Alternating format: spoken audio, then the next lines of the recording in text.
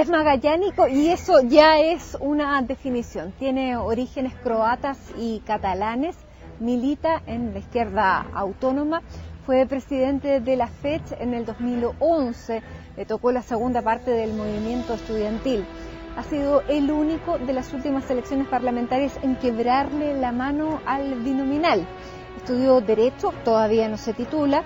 No tiene ninguna corbata aquí en Santiago, tampoco tiene corbatas en Valparaíso. Lo suyo no son las formas y por eso que en esta edición de CNN Íntimo vamos a hablar más bien del fondo junto al diputado Gabriel Boric.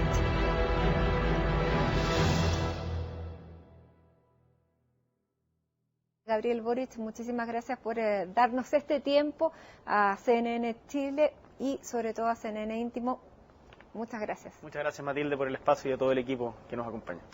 Bueno, Gabriel, esto nosotros siempre lo hacemos en el lugar de cada uno donde pertenecen los entrevistados. Tendríamos que haber ido a Magallanes, eso es un poco lejos, pero lo estamos haciendo acá, que es el Parque Metropolitano, que es el Cerro San Cristóbal como el ícono del centralismo, del centro de Santiago. Esto es el corazón de Santiago. ¿Cómo se ve Santiago desde Magallanes y qué define un magallánico? Los magallánicos tenemos un sentido de pertenencia y una identidad muy vinculada, muy fuerte con nuestra región. Y Santiago, desde que yo soy chico, siempre lo hemos mirado con mucha desconfianza, porque nos hemos sentido como comunidad permanentemente excluidos de las decisiones que se toman en el centro del país, pero también influye mucho una cuestión geográfica. Magallanes no está conectado con el resto de Chile por tierra, y hay muchas cosas que nunca llegan allá. Yo me acuerdo, esto lo mencioné alguna vez, desde cuando uno era chico y juntaba como las tapitas de yogur o los premios de los álbumes, y era todo desde Arica a Puerto Montt, las promociones, o las bandas para ir a conciertos.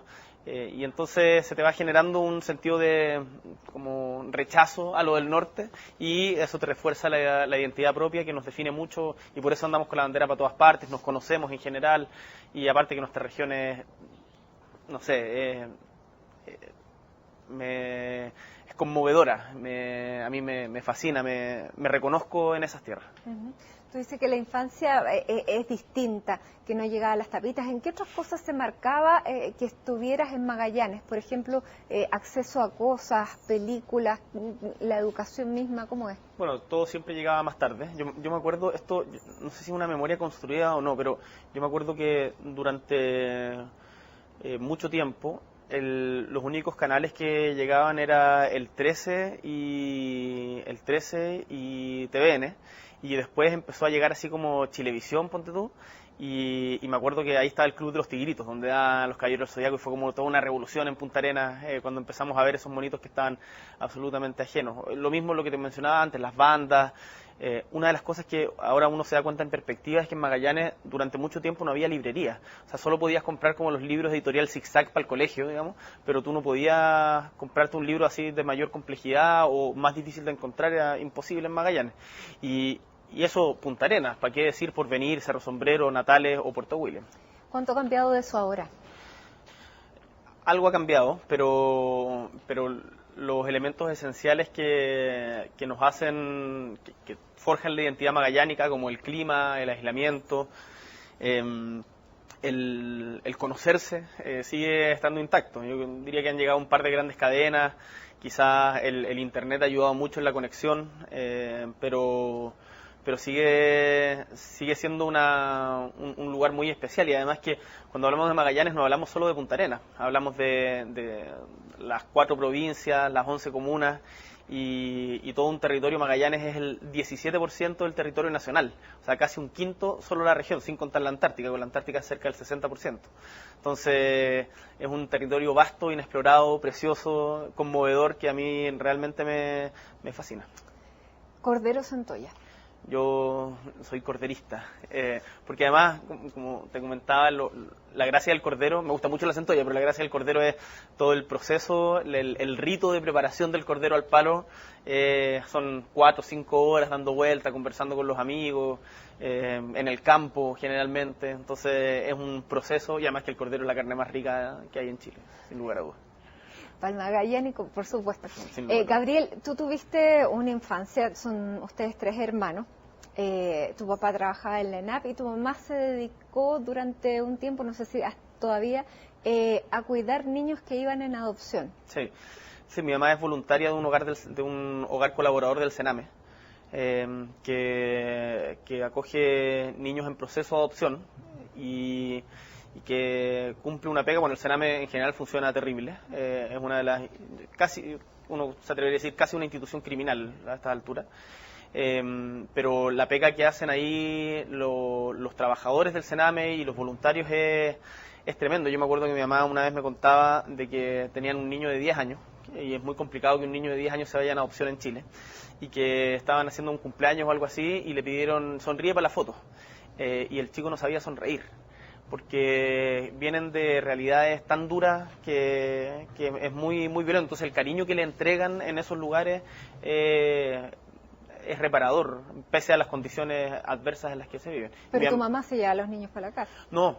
Eso fue cambiando, porque al principio habían algunos niños con guaguitas que por condiciones de cuidado especial podían ir a la casa, pero ahora cambiaron la lógica de la justicia y la idea es que no exista un apego de los cuidadores tan grande, porque el proceso de adopción es complicado. Exactamente, pero te tocaba de repente que durmieran en tu pieza. Me tocó un par de veces el Felipe, me acuerdo, que cuando yo iba en cuarto medio había una guaguita que estuvo como 6 meses. Y ahí, sí, por el cariño que se les da ahí, mi mamá, yo la admiro, una santa, es tremenda esa pega. Bueno, ya vamos a hablar del Sename y lo que está pasando actualmente con el Sename y en tu rol de parlamentario y sobre todo en la Comisión de Derechos Humanos. Pero sigamos hablando de Magallanes. En esa época, yo lo recordaba, tu papá trabajaba en ENAP y muchos de la gente que te critica dice que vienes de una familia que nunca le faltó nada, que estudiaste gratis por los beneficios que da la ENAP a los trabajadores. Y yo quiero saber de dónde nace este espíritu más rebelde, más revolucionario, viniendo de una familia que tu papá es más ligado a la democracia cristiana, que tu mamá tiene este tipo de trabajo. ¿De dónde nace el Gabriel Boric que conocemos hoy? De las conversas familiares. Mi papá y mi mamá también siempre fuimos una familia con mucha conciencia de que existían privilegios injustos y que la realidad que nosotros vivíamos sin ser en Magallanes no se dan estas diferencias que hay en Santiago de, no sé, lugares como la dehesa y marginalidad absoluta por otro lado. Y por lo tanto es una ciudad mucho más integrada, pero había conciencia de que los privilegios que nosotros teníamos no eran comunes al resto de la sociedad, y en la medida en que yo me empecé a ser consciente de eso, me fui indignando y preguntando cómo transformar esa indignación en capacidad creativa, y lo que me ayudó mucho en todo ese proceso, bueno, fue la conversa con profes muy motivantes, y la lectura y la música. La lectura y la música son puertas al mundo independiente de donde estés. ¿Pero ya en Magallanes o cuando viniste a Santiago a estudiar? No, en Magallanes. En Magallanes yo empecé a militar en una organización a los 12 años. Y ahí empezó la preocupación, primero por la historia de Chile, cuando uno se entera de qué es esto de los detenidos desaparecidos, y se entera lo que pasó en Chile. Porque tú naciste en el 86. Yo nací en el 86 y el 98 más o menos yo ya empecé a adquirir conciencia de la violencia, de la violencia que había existido en Chile y que seguía existiendo en ese momento de otras maneras diferentes. Y como te digo, fue la lectura que me incentivó mi padre, tanto de literatura como de historia, la que me hizo ir paulatinamente tomando un camino de tener vocación política. Y siendo él demócrata cristiano, ¿cómo eran las conversas siendo tú ahora de izquierda autónoma? Con mi viejo conversamos harto y estamos permanentemente debatiendo sobre la coyuntura política y sobre historia también. Y hay momentos en que han sido duros. Por ejemplo, ahora a propósito del fallecimiento del expresidente Elwin, tenemos una visión muy diferente de lo que fue el periodo de transición en Chile, y ahí las conversas se tornan más intensas, pero siempre con respeto, y mi viejo siempre respetó mucho la autonomía y entendió de chico de que yo era chico, jamás me incentivó ser demócrata cristiano. Él, si bien sigue militando y milita activamente en Magallanes, entiende que de que el partido en el que él empezó a militar en los 60 no es el mismo que hay hoy día. Gabriel, volviendo al tema del aislacionismo de Magallanes, estos últimos días ha habido una tremenda polémica porque, y es duro decirlo, se necesita al menos 30 niños con cáncer para que llegue un oncólogo. ¿No tienen los niños de Magallanes derecho también a la salud como todo el resto de los chilenos? Lo que planteas es una de las problemáticas más duras que se vienen en Magallanes, y no solo en Magallanes, sino en zonas extremas, en donde por el aislamiento geográfico tú no tienes las mismas condiciones y oportunidades de tener una vida digna que en el centro del país. Y el caso del oncólogo para Magallanes y el movimiento que se generó a partir del conflicto fue tremendo, y te habla mucho de la personalidad de los magallánicos y magallánicas.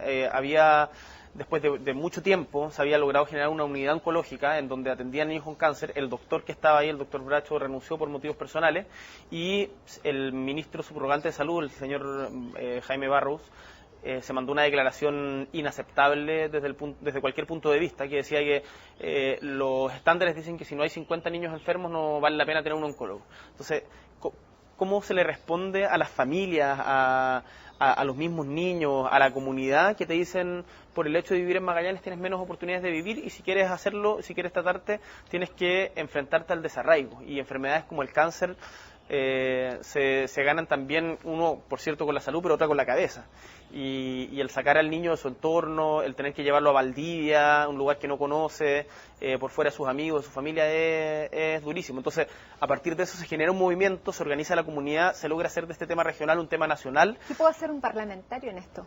Mira, es difícil porque los parlamentarios contamos con muy pocos recursos para poder enfrentar este tipo de situaciones más allá de la presión.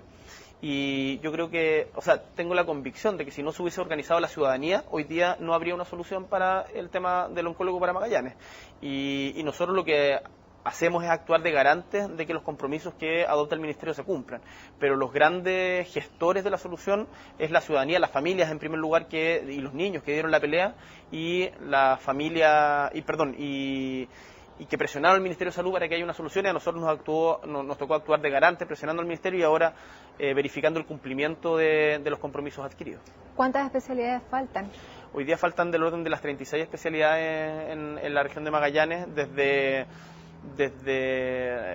rayos hasta cardiólogo, pasando por gastroenterólogo, geriatría, y eso te va disminuyendo, como te decía antes, las posibilidades de una vida digna.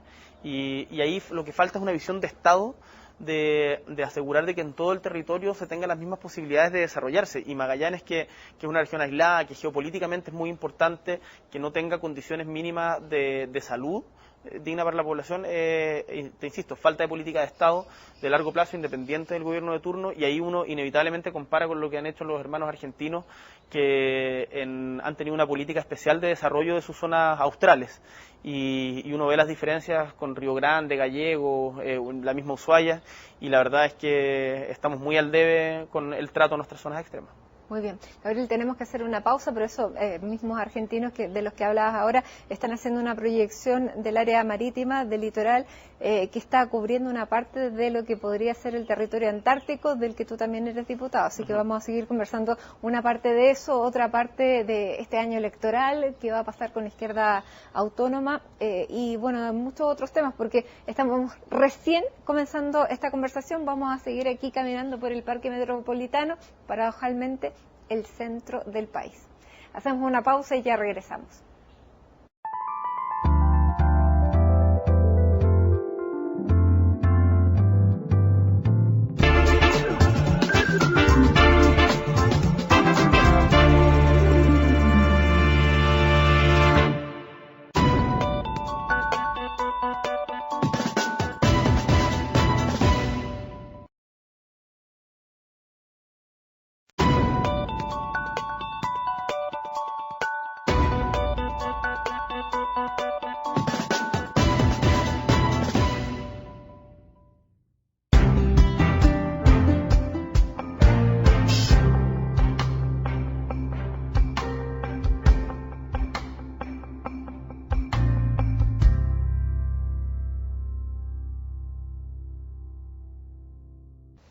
Esto es CNN Íntimo y en esta edición estamos con el diputado Gabriel Boric aquí desde el Parque Metropolitano.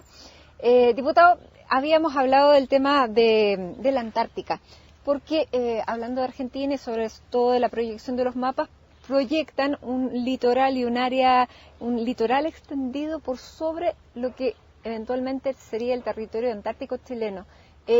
¿Cuál es la reacción de Chile y qué es lo que puede hacer Chile cuando también Chile oficialmente no tiene un territorio antártico?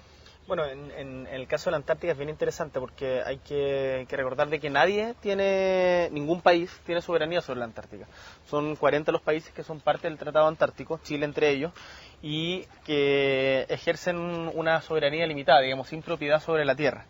Y nosotros en la Antártica, esto la mayoría de la gente no lo conoce, pero somos vecinos, por ejemplo, de Rusia, donde tenemos una iglesia ortodoxa al lado de la base Villa de las Estrellas, y de China, que nos prestan la grúa permanentemente para desembarcar porque nosotros no tenemos muelles.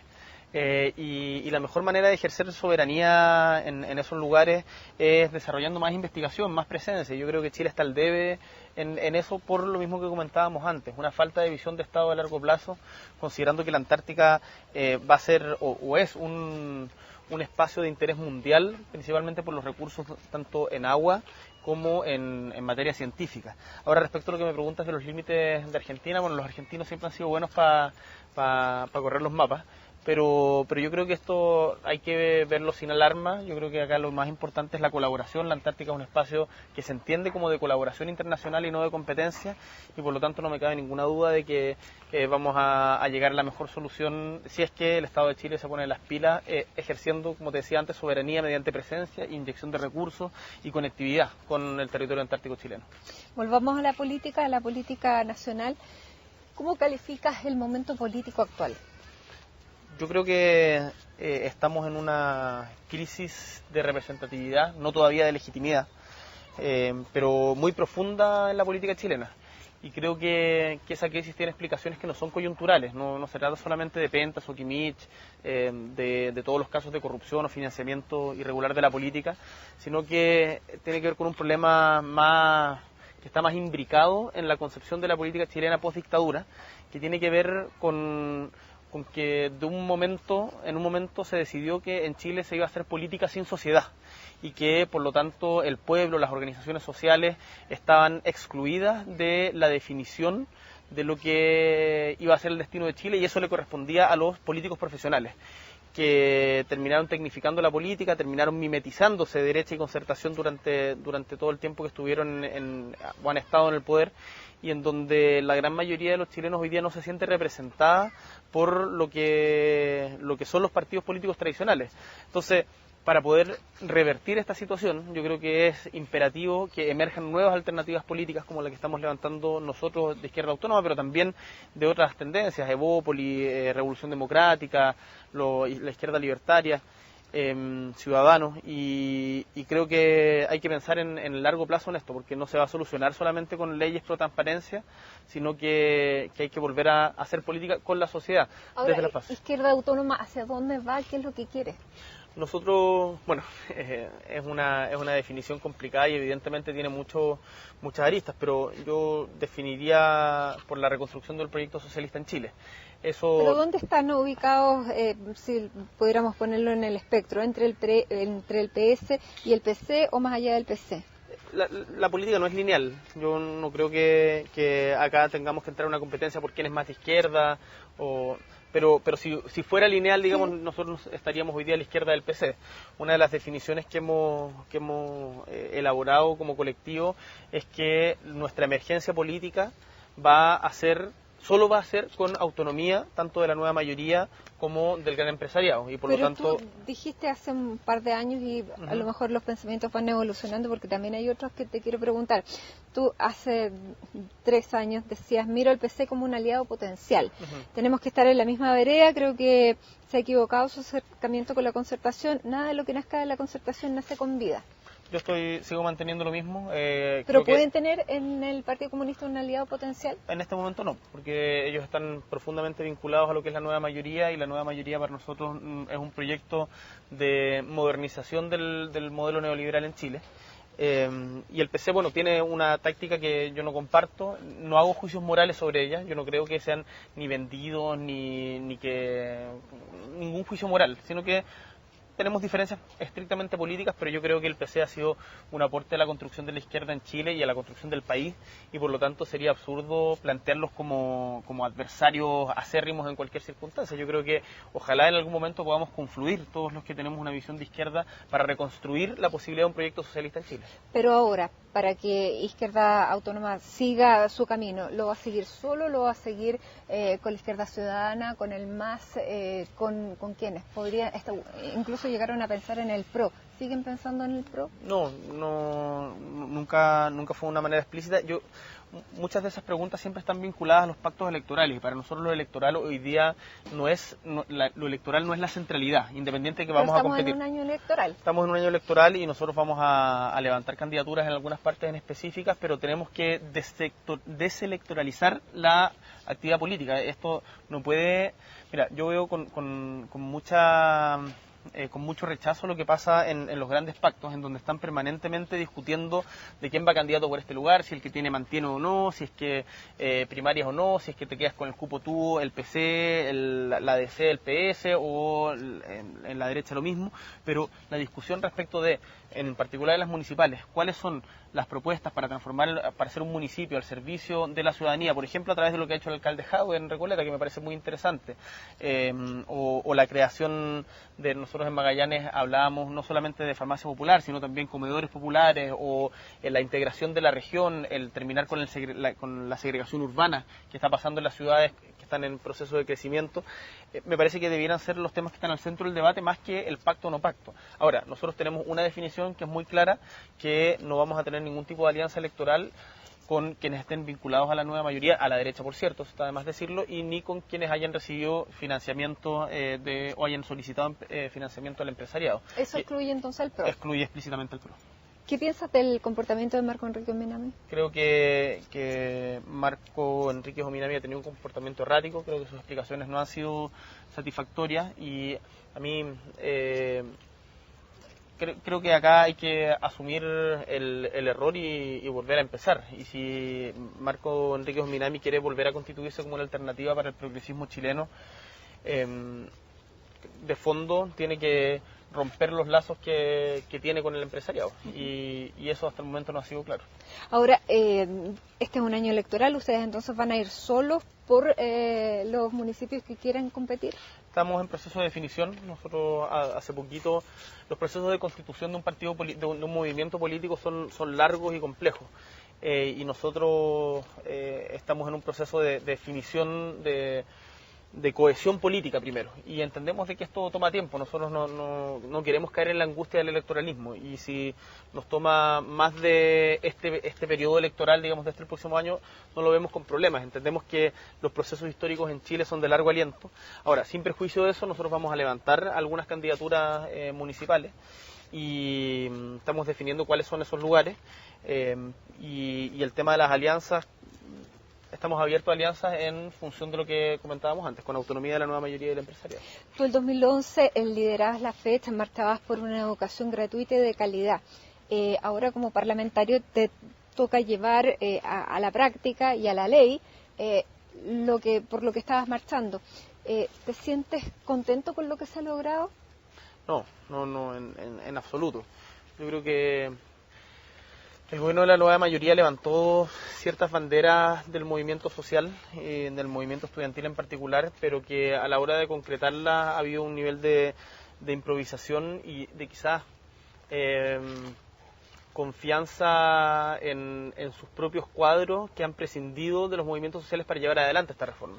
Y esto, para mí, la expresión más clara es lo que pasó en carrera docente, en donde se terminó demonizando a los profesores. Muchas veces se dice que los profesores son flojos, no se quieren evaluar, cosa que yo estoy convencido de que no es cierta, porque me tocó hablar con los profesores a lo largo de Chile, y se terminó impulsando un proyecto en contra de la voluntad de los mismos maestros, que, por cierto, que quieren salir de la situación en la que están. Entonces, si la política de la nueva mayoría va a ser en contra de los mismos movimientos sociales que tienen que implementarla, la verdad que yo por lo menos no me siento convocado por ella. Y si bien hay algunas cosas que pueden ser avances y uno no puede desconocer por ejemplo, que la beca, nosotros la llamamos la beca gratuidad, incide en el bolsillo de muchas familias. No es lo que el movimiento social ha estado demandando, que es la comprensión de la educación como un derecho social universal que no esté sujeto a la condición socioeconómica de los estudiantes. Que sea un derecho. Que sea un derecho. Que sea un derecho constitucional. Ahora, dentro de lo que pasó en educación, en las comisiones y en el trabajo parlamentario, tú has ido conociendo un mundo que era absolutamente distinto. Y en ese sentido, ¿cómo ha sido trabajar con personas de otros partidos, de otras ideologías, en las mismas comisiones? Por ejemplo, estoy pensando en el trabajo en educación, en que tú y el diputado de la UDI, Jaime Belolio, siempre hacen los contrapuntos y parecen llevarse muy bien, ¿es así? A ver, de partida yo no estuve en la Comisión de Educación porque no me dejaron estar. A mí me hubiese gustado participar de la Comisión de Educación, creo que habían buenos argumentos para que hubiese sido parte, pero los cupos se definen en función de los partidos políticos y como nosotros no somos parte, no nos dejan estar. Ahora, he participado de varios debates en la Comisión de Educación y he visto con mucha frustración cómo los debates o los argumentos que se esgrimen en las comisiones no son lo sustantivo a la hora de la votación, sino más bien la presión del gobierno de la coalición de turno por cuadrarse digamos, y lo vi esto fue muy patente cuando se llegó al acuerdo para mantener una puerta del lucro en educación escolar pensada para la Iglesia, en donde nosotros argumentamos, creo, con mucha consistencia por qué esto era nocivo para la educación en general, y veíamos de que había acuerdo en muchos parlamentarios de la nueva mayoría, pero finalmente terminaron votando por presión del gobierno por una misma cosa. Ahora, el trabajo en las comisiones es efectivamente bien interesante. Ahí hay muchos parlamentarios que trabajan silenciosamente y sin estar buscando cámara, y por lo tanto yo no comparto la afirmación de que son todos lo mismo o que se vayan todos. No, yo creo que hay gente que hace bien la pega, pero el nivel del Parlamento, en mi opinión por lo menos, es muy bajo. Es muy bajo. No se trata de descalificarlo en términos profesionales, sino de que es gente que muchas veces está ahí por producto de la burocracia de sus partidos o por lazos familiares, no están insertos en luchas sociales reales, y ahí son pocos los que ponen las ideas por delante. Y por ejemplo, dentro de los que ponen las ideas por delante, en la oposición, ¿a quién le reconoces mérito? A Belolio. Yo creo que Belolio es un parlamentario serio, con el cual tengo profundas diferencias políticas y hemos estado en desacuerdo en la gran mayoría de los temas, pero con quien se puede debatir en profundidad y no solamente en la coyuntura. Creo que el diputado Esquella, Arturo, si no me equivoco, también... Bueno, con Belolio sí están en la Comisión de Derechos Humanos. Con Belolio estamos en la Comisión de Derechos Humanos y siempre plantea debates filosóficos que son interesantes. El diputado Esquella me parece un diputado serio también, pese a que tampoco comparto prácticamente o muy pocas cosas con él. Y en la nueva mayoría, bueno, con Giorgio, por cierto, tenemos mucha coincidencia y hemos levantado varios proyectos juntos también y empujado varias iniciativas. Y mira, yo en el Parlamento lo entiendo no como un lugar para hacerse amigos, no como un lugar de compadrazgo, por lo tanto creo que hay que mantener una sana distancia con los parlamentarios, no mimetizarse y en el fondo entender de que si bien mi trabajo está en el Parlamento, mi vínculo principal es con los movimientos sociales. Ahora, ese vínculo con los movimientos sociales es lo que quisiste, por ejemplo, representar en las formas, porque que tú llegaras sin corbata el primer día, también tiene una lectura comunicacional y una lectura política.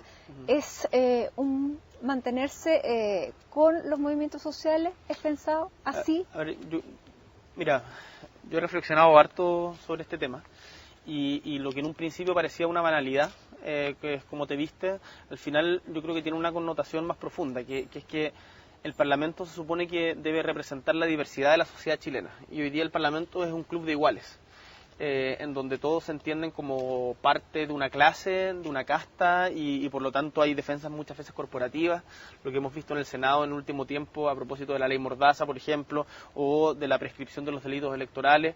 Yo creo que es parte de eso. Y además el Congreso tiene una tendencia muy homogenizante, muy disciplinante, y una de las maneras en las que se aplica esa, que son cuestiones culturales, es a través de cómo te vistes. Y yo, en el fondo, mi convicción es que yo sigo siendo la misma persona que era antes del 11 de marzo del 2013, o 2014 y que por lo tanto no voy a cambiar ni mi forma de vestir ni mi forma de pensar. Por eso la forma representa el fondo. La forma es parte importante del fondo, sin lugar a dudas. Ahora, dentro del próximo trabajo parlamentario y como miembro de la Comisión de Trabajo, viene una tarea que todavía no sabemos bien por dónde va a ir, porque el Tribunal Constitucional rechazó, declaró inconstitucional el corazón de la reforma laboral, que era la titularidad sindical. ¿Cómo se puede reemplazar eso en el proyecto, si es que tiene alguna manera de reemplazo, si es que a través del veto presidencial no se logra nada, si es que además el veto se presenta? A ver, esta es una discusión bien compleja porque muchas veces la política en Chile tiene una tendencia en la institucionalidad hacia el binominalismo. Entonces, las posiciones se presentan como o estás con el gobierno o estás con la derecha. Nosotros desde Izquierda Autónoma y en conjunto con Giorgio y Revolución Democrática, a propósito de la reforma laboral, planteamos una perspectiva diferente sobre cuál era el contenido que creíamos debiera tener la reforma laboral. Y por eso defendimos con mucha fuerza la necesidad de que hubiera negociación por rama, por ejemplo, de que las adecuaciones necesarias eran una concesión inaceptable por parte del gobierno, de que el derecho a huelga tenía que ir más allá de la negociación colectiva, cosas que no quedaron recogidas en la reforma. Pero la titularidad no quedó. Y respecto a la titularidad, quiero dejar en claro que esta era una reforma moderada incluso para cualquier término socialdemócrata. Pero dicho esto,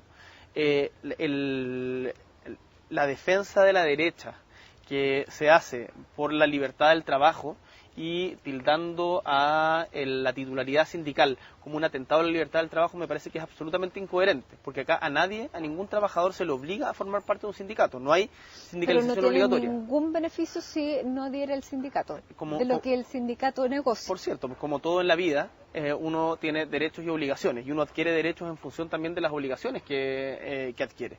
Y una de las maneras de fomentar el sindicato y de fortalecer a los sindicatos es que sea el órgano titular para la negociación colectiva. Y a mí eso me parece... ¿Restringía la libertad? En absoluto, porque si tú no quieres formar parte del sindicato, puedes decidir no hacerlo. Y es resorte de la conciencia individual ser parte de ello. Pero asumir los costos que produce una negociación colectiva, la organización, el darle fuerza al espacio de deliberación colectiva al interior de la empresa que son los sindicatos, me parece que es justo y es una carga que conlleva el beneficio de ser titular de los resultados de la negociación colectiva, y si decides no formar parte del sindicato, que es legítimo, sencillamente no eres parte de los beneficios. Eso no me parece un atentado a la libertad. ¿Cómo se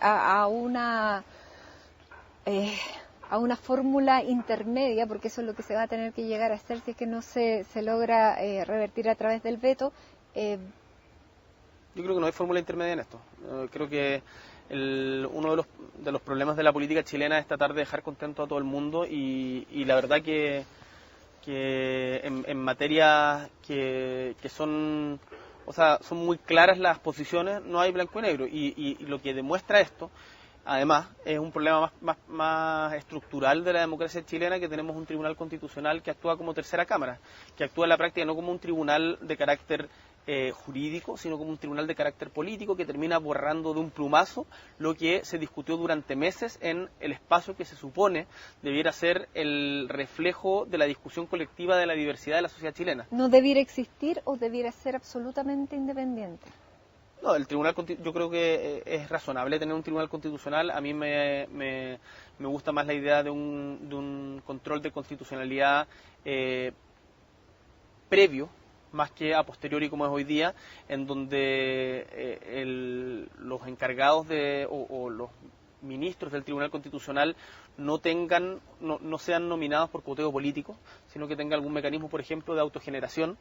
Y creo que claramente el hecho de que el Tribunal Constitucional esté cuoteado, como está hoy día, lo lleva a ser un tribunal en la práctica contramayoritario, antidemocrático, y que termina restringiendo el avance no solamente de esta reforma, sino de criterios en función de posiciones políticas y no netamente jurídicas.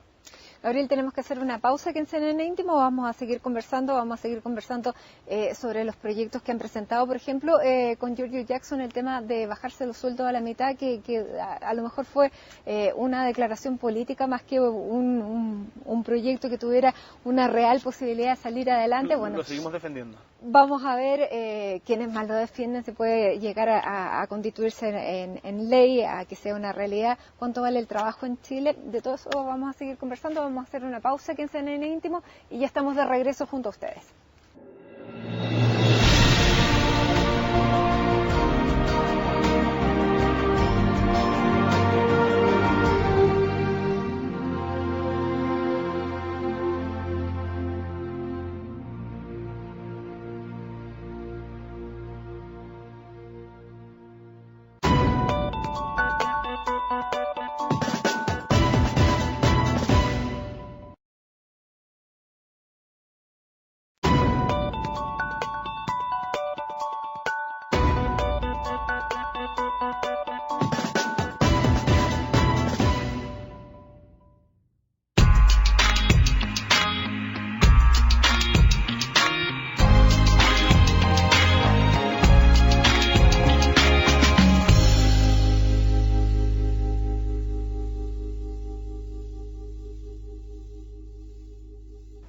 Esto es CNN Íntimo y ya estamos en el último bloque en esta edición en que estamos conversando con el diputado Gabriel Boric. Diputado, ustedes habían junto con Giorgio Jackson planteado un proyecto para que los sueldos de los parlamentarios se redujeran a la mitad.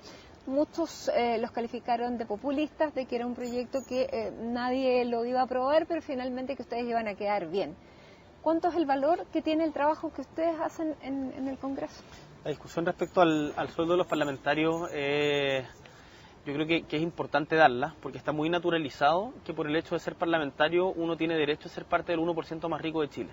Hoy día el sueldo de los parlamentarios bruto es del orden de los 9 millones de pesos, 6.500.000 líquidos, y eso está por fuera de la realidad, por cierto, de la mayoría de los chilenos, pero además en materia comparada, si uno mira los sueldos de los parlamentarios en diferentes países del mundo, tanto en América Latina como en países de la OCDE, Chile, salvo creo el caso de Estados Unidos, es el país con sueldo de parlamentarios más alto.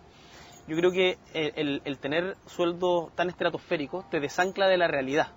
Y finalmente la defensa corporativa que se hace por parte de muchos parlamentarios de bueno, es que si no con esto vamos a ser susceptibles de ser corrompidos, o que se necesitan se necesita buena gente adentro y para eso se requieren sueldos altos, son argumentos que han ido cayendo por su propio peso. Ya demostraron que no tienen problemas en ser corruptos pese a los sueldos que ganan, muchos de ellos, y hemos visto que el nivel y la calidad del debate en el Parlamento es bajísima y que por lo tanto altos sueldos no aseguran que eso cambie. Nosotros presentamos este proyecto con Giorgio anclando el sueldo de los parlamentarios al sueldo mínimo. Hoy día es del orden de 38 veces el sueldo mínimo, nosotros propusimos que tenga un tope de 20. Lo que sigue siendo alto en estándar comparado por lo menos. Y se nos dijo populista, pero nosotros tenemos la convicción, y en esto hablo, no me cabe ninguna duda, que también por Giorgio, de que estos conflictos hay que tematizarlos, y el tema de fondo es el valor del trabajo. No solamente, o sea, no podemos estar haciendo peroratas sobre la igualdad, sobre la distribución de la riqueza, si es que nosotros mismos como parlamentarios somos cómplices de la desigualdad con los sueldos que tenemos. Y ahora, en particular, con el aumento de parlamentarios que va a haber producto de la reforma del sistema electoral y el compromiso del gobierno de no aumentar gastos, yo tengo la convicción de que es más necesario que nunca una rebaja de los sueldos de los parlamentarios, en donde la progresividad, por cierto, es discutible, pero donde nosotros vamos a seguir defendiendo este proyecto. Ahora, claro, eso es a nivel de sueldos. Los países de la OCDE tienen educación y salud gratis, aquí no. Sí, pero tienen educación y salud gratis, pero acá en Chile no es que los parlamentarios tengamos que vivir en un mundo diferente, además con todos los privilegios que tenemos. No me cabe ninguna duda de que muchos parlamentarios seguramente parte de las asignaciones también la echan para adentro, el viático que no se rinde o cuestiones de esas características. ¿Y usted qué hace con los 6 millones y tanto bruto que gana? Yo entrego el 60% de los recursos, líquido, el 60% de los recursos a mi organización, Izquierda Autónoma, y me quedo con 2.700.000 pesos mensuales, lo que sigue siendo mucha plata. Y muchas veces se nos critica de, ¿por qué no lo donan a caridad? Yo entiendo que hace lo mismo, la Camila creo que también. Porque acá no se trata de acciones individuales para salvar la conciencia propia, sino más bien de acciones institucionales que den cuenta de convicciones comunes en torno al valor del trabajo. Y lo conversábamos antes, llegando para acá, pero la pregunta por el valor del trabajo aplica no solamente, la desigualdad en el ingreso aplica no solamente en una cuestión macro a nivel país, no solamente en algo reducido a nivel del Parlamento, sino también en todas las empresas, en donde vemos que los sueldos de los gerentes distan mucho de los trabajadores, y lo que yo quiero defender en esto es que son los trabajadores y trabajadoras las que generan la riqueza, y que por lo tanto los dueños del capital tienen que entender de que sin eso, en el fondo no habría riqueza en Chile, y por lo tanto tiene que haber una mejor distribución del mismo. ¿Hay algún empresario el que respete? A los cientos y miles de pequeños empresarios en Chile que se sacan la cresta tratando de levantar emprendimientos a partir de iniciativa, innovación, de pequeñas pegas que muchas veces lo hacen contra la espada y la pared. A mí lo que me molesta es la acumulación de riqueza, la acumulación del gran capital, y además cómo el gran capital ocupa su dinero como chantaje para poder llevar adelante reformas que cambien esa situación en Chile. Ahora, siguiendo dentro del Congreso, hace un tiempo y también volviendo a las definiciones anteriores como dirigente estudiantil, usted decía, me muero si me toca negociar con Carlos Larraín, no podríamos entendernos. Tampoco podría con Osvaldo Andrade del PS, creo que le hace mal a la política chilena hoy día el presidente de la Cámara del que usted forma parte. Sí, yo he cambiado mi visión respecto a Osvaldo Andrade, porque pese a que sea contraintuitivo, como te decía antes, creo que Osvaldo Andrade es de los pocos que va de frente a los debates. Y si bien yo tengo muchas discrepancias con él, en particular en su condición de militante socialista y de las posiciones que defiende, que muchas veces desde mi punto de vista son bastante neoliberales, creo que es una persona con la que se puede debatir con honestidad de frente y que no esconde los argumentos. Y si bien, insisto, las diferencias políticas son legítimas, yo creo que hemos aprendido mutuamente también a respetar esta diversidad de posiciones. Ahora, volviendo a la contingencia, ¿es un lugar el Congreso para que un diputado insulte a otra persona o a un empresario como lo fue Gaspar Rivas con Andrónico Luxi? Yo creo que ni el Congreso ni cualquier tribuna pública es un espacio para insultar a la gente, independiente de si sea el hombre más poderoso de Chile o la persona con menos poder en Chile. Yo tengo una pésima opinión de Andrónico Luxich y de los proyectos que lleva adelante, de Minera Escondida, del caso Coyahuasi, de Alto Maipo. Creo que es un tipo que pone huevos en todas las canastas y que que controla o está detrás de muchas de las iniciativas también de la misma concertación. Pero eso no me habilita para insultarlo personalmente. Yo trato de mantener mis diferencias a nivel político y no personal. Y creo que el Congreso el Congreso y cualquier lugar, si tampoco hay que santificar el Congreso, digamos, pero tenemos que ser cuidadosos con el tema de los insultos. Yo creo que los insultos no aportan, yo creo que se puede ser duro, se puede ser firme sin caer en los insultos o en los arrebatos de estas características. ¿Qué le parece que una persona de negocio, un empresario que fue ex candidato a la presidencia como Hernán Vigi diga que se va de Chile porque no tiene certeza jurídica? Me parece que hoy día leía la columna en el Mercurio que sacó Vigi y que habla de una élite que no se siente cómoda cuando se empiezan a cuestionar sus privilegios. Y yo, siendo parte de la élite, cuestiono los privilegios que me ha tocado tener, que me parece que son de totalmente características diferentes a los de Vigi, pero cuestiono firmemente los privilegios de los que viven digamos, las Condes para arriba, o en Chicuré, o los que se van aislando de la ciudad. Y yo creo efectivamente que hay una diferencia y hay un problema de clase en Chile, en donde estamos profundamente segregados y donde los que más tienen no quieren ceder un centímetro de esos privilegios. Y cuando se empiezan a discutir o a poner temas en la palestra pública que cuestionan estos, sencillamente prefieren salir. O sea, a ver, para decirlo más claramente, antes fueron los Joker Hunter, hoy día son este tipo de actitudes o los discursos del presidente de la SOFOFA. Ahora, volviendo a la contingencia, ¿qué opinión tiene hoy, a 2 años del segundo gobierno de Bachelet, de Michelle Bachelet? Mi opinión de Michelle Bachelet está supeditada a su política y por lo tanto yo no opino de ella en términos personales, ni cómo me cae, ni su empatía o esas cosas. Yo creo que ella como principal líder de una coalición ha liderado un proyecto que ha sido contradictorio, que ha generado expectativas que ellos mismos no estaban dispuestos a cumplir y que tiene más que ver con un... Yo creo que ella el que haya sido candidata es producto de que era la única alternativa para regresar al poder por parte de la nueva mayoría, pero que no había una coherencia ni programática ni ideológica que pudiera darle sustento a un nuevo gobierno. Y eso es lo que ha pasado con todas las peleas que hemos visto en todos los temas, desde las elecciones y las primarias hasta la reforma educacional o la reforma laboral. ¿Qué le parece que los próximos candidatos que se ve hoy día en el horizonte para las próximas presidenciales sean Ricardo Lagos y Sebastián Piñera? Yo evidentemente no comparto con ninguno de los dos, pero más que seguir con este discurso porque a mí muchas veces me dicen como tú criticas mucho y no propones nada. Yo, bueno, creo que eso no es cierto, hemos hecho hartas propuestas en diferentes temas, pero creo que el hecho de que Piñera y Lagos vayan a ser los próximos candidatos, en la eventualidad de que sí sea, habla más que de lo mal que está el país o del retroceso, no, habla más bien de las deficiencias de quienes todavía no somos capaces de presentar una alternativa coherente y sostenible para el país. Y yo lo veo en perspectiva de oportunidad y el desafío que nos pone a las fuerzas emergentes, Revolución Democrática, la izquierda libertaria, izquierda autónoma, de poner sobre la mesa nuevas alternativas que puedan ser sean capaces de disputar espacio a estos referentes de la vieja política. Ahora eso está siendo reconocido por las encuestas.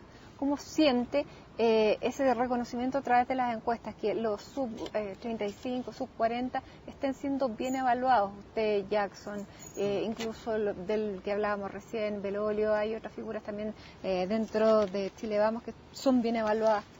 Yo creo que hay mucho de encuestitis en la política en Chile y a mí me interesa más la foto, digamos, el video largo que la foto estática del momento. Así que con las encuestas no hay que marearse, todavía queda mucho tranco para equivocarse, así que creo que las encuestas no hay que permitir que producto de ellas a uno se le suban los humos a la cabeza. Y yo creo que Giorgio piensa lo mismo. Ahora, ¿cuán difícil ha sido meterse en la política de verdad? Ya primero con la presidencia de la FED, ahora como diputado, cuando empiezan a atacar a la familia, cuando empiezan a cuestionar los trabajos de los hermanos, como ha sido en su caso, bueno, cuando cuestionaron el tema de los predios que vendió su papá al Servio. A ver, yo creo que ese es el aspecto más difícil, cuando uno, por ser un personaje público, expone a su familia o a seres queridos a juicios públicos que no les corresponden y que están además llenos de mentiras y de intencionalidad. Ahora, yo por el hecho de ser personaje público entiendo de que, y esto lo he sostenido siempre que se me ha cuestionado, que tengo que ser sujeto a un escrutinio muy severo. Y por lo tanto el caso del terreno en donde mi padre es copropietario, en donde no ha habido venta todavía, pero donde efectivamente existe una oferta del Servio, me parece bien que se investigue. Y de hecho, si es que alguien tiene cualquier duda, bueno, se presentó una querella al respecto en Magallanes, nosotros estamos evaluando una presentación de solicitud de investigar a Contraloría para que determine de que nosotros efectivamente no hemos hecho ningún tipo de gestión para favorecer intereses particulares. Y por lo tanto esas investigaciones están bien y yo creo que no hay que victimizarse. Dicho eso, cuando se empiezan a tocar aspectos personales como la pega de mi hermano donde yo no tengo absolutamente nada que ver, o dónde vive, o o las vacaciones que tiene, o quién es mi pareja, o cosas de esas características, me parece que habla mal del periodismo y por cierto es muy incómodo del periodismo que lo hace, digamos, y es muy incómodo también para uno ser el responsable de exponer a tu familia y seres queridos a juicios que no se merecen. Y en lo personal, ¿cuán duro es ponerse y estar siempre como en la palestra y digamos a disposición del escrutinio? Porque muchas veces y a través de las redes sociales uno va generando interacción con mucha gente y recuerdo su foto la selfie de hace un par de semanas con las inundaciones que generó un mar de comentarios, de memes. Al final uno tiene la capacidad de reírse de esas cosas, de sí mismo, o entra en la densa. Yo tengo he ido adquiriendo un nivel de tolerancia a la mala onda por redes sociales bastante alto. Pero sin perder de vista de que hay que reírse uno mismo. Yo creo que en esa foto en particular, o sea, yo cuando estoy en Santiago vivo en esa esquina, digamos, y tengo vecinos que perdieron todo. Y estuvimos toda la mañana sacando los autos porque no prendían, los autos de vecinos empujándolos, sacando la ropa, los muebles de la gente de abajo. Entonces, de verdad no fue como una cuestión para posar. Pero sí, me equivoqué, fue un error eso, una como sobreexposición impulsiva que está mal. Pero al sí, final te reíste. Al final uno termina riéndose uno mismo, porque cuando uno la embarra tiene que saber reírse y además había memes muy buenos. Yo creo que es bien notable cómo florece la creatividad del chileno en estas circunstancias.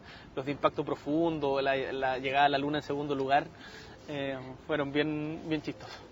Ahora, en esa selfie aparecía con la camiseta de la Católica. Y eso trajo una tremenda alegría este fin de semana, y que también a través de redes sociales debimos sufrir y finalmente celebrar un triunfo con mucha vehemencia. ¿De dónde salió que Gabriel Boric, presidente de la FED, sea de la Católica?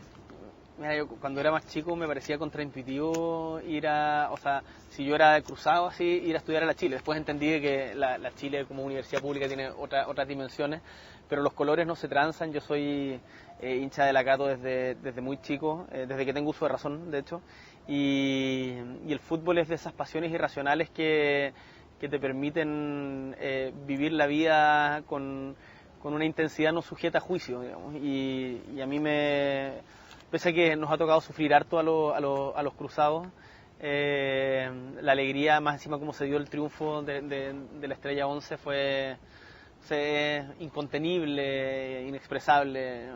Bueno, los que son hinchas del fútbol lo entienden, pero fue demasiado bonito y estoy feliz de poder tener un espacio para la irracionalidad y la pasión desbordante en el fútbol.